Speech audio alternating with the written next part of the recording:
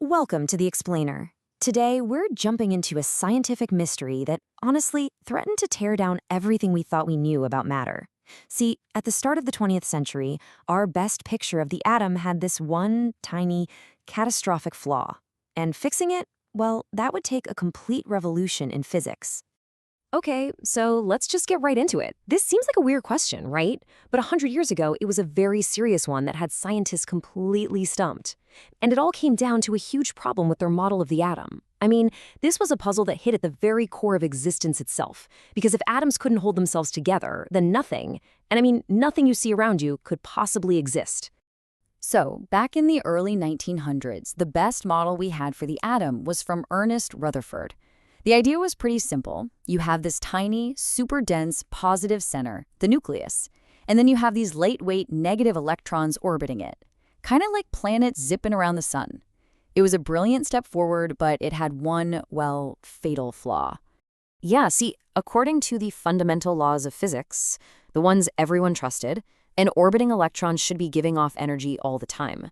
As it loses energy, it should slow down and spiral right into that positive nucleus in like a fraction of a second. Boom.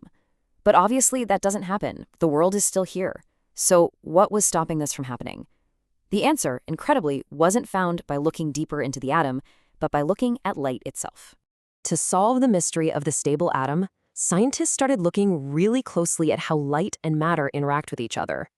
And in doing that, they stumbled upon two really confusing clues. Clues that pretty much shattered classical physics and pointed to a reality that was a whole lot stranger than anyone imagined. So first things first. For centuries, pretty much everyone agreed that light was a wave. You know, it travels, it has a wavelength, a frequency, it behaves just like ripples spreading out on a pond. Made perfect sense. But there were a few pesky experiments that just didn't fit that picture at all. And this here really shows you the two conflicting ideas they were wrestling with. On the left, you've got the classic view, light as this smooth, continuous wave.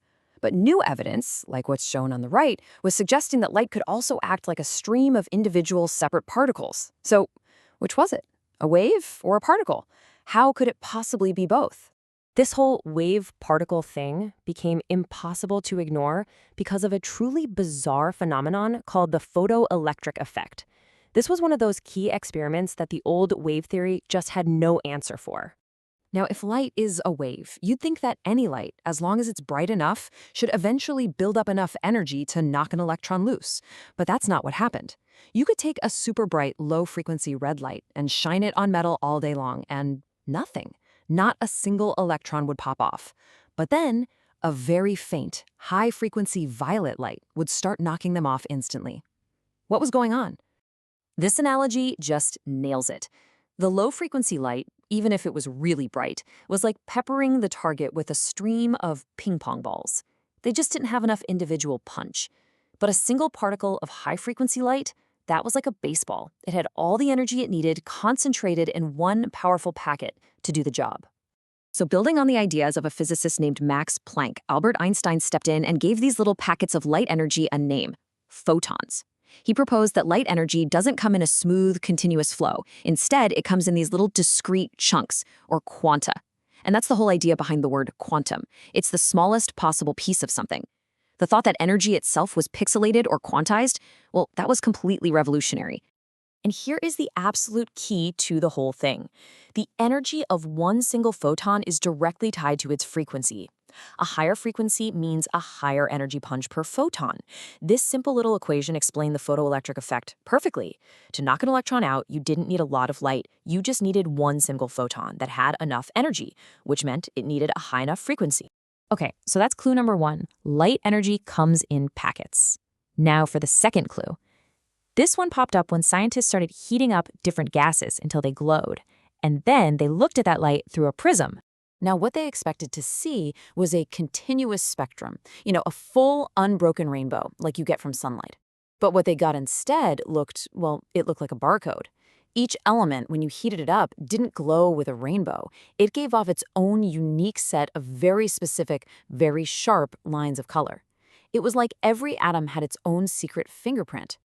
And just look at this. This right here is the visible part of hydrogen's emission spectrum. When you take the pinkish glow from excited hydrogen gas and you pass it through a prism, You don't get a rainbow. You just get these 4 specific lines of color, a red one, a sort of blue-green one, and then a couple of violet ones. That's it. So this was the second giant mystery. Everyone expected a continuous smear of color, but the evidence was screaming something else entirely. It was obvious these atomic fingerprints were telling us something really fundamental about how atoms were actually built. And this is where our hero enters the story. In 1913, a Danish physicist named Niels Bohr connected all the dots. He took the idea of the photon and the mystery of the atomic fingerprint and put them together in a moment of pure genius that would completely change our picture of the atom. He came up with this radical idea. He said, you know what? Maybe the space around a nucleus isn't like a ramp, where an electron can slide up and down to any height it wants. Maybe it's more like a ladder. An electron has to be on one specific rung, one specific energy level, but it can never, ever exist in the empty space between the rungs. So here's how his ladder analogy works. When an electron falls from a higher rung back down to a lower one, the exact energy difference between those 2 rungs gets spit out as a single photon of light. And since the rungs are at fixed, specific heights, the energy of that photon is also fixed and specific. And a specific energy means a very specific color or frequency. And here you can see it all come together. These specific energy drops you see on the diagram from the 3rd, 4th, 5th, and 6th energy levels, all dropping down to the 2nd level, they match up perfectly with those 4 colored lines of hydrogen spectrum we just saw. The red line is the smallest drop. The violet lines are the biggest drops. Bohr had cracked the code. So by taking that weird quantum idea and applying it to the atom itself, by quantizing the electron's orbits into fixed rungs on a ladder, Bohr didn't just solve the mystery of the atomic fingerprint. He also solved the original problem.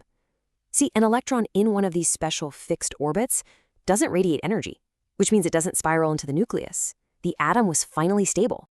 But science never really ends, does it? While Bohr's model was this incredible Nobel Prize-winning leap forward, it wasn't the final answer. It was incomplete. As soon as you tried to apply it to atoms with more than one electron, it just fell apart. The detective story wasn't over yet. And that question would lead us away from the simple, neat little orbits of Bohr's model and pull us deep into the truly strange and wonderful world of quantum mechanics. That's where electrons stop being little planets and start becoming fuzzy clouds of probability. But that's a story for another time.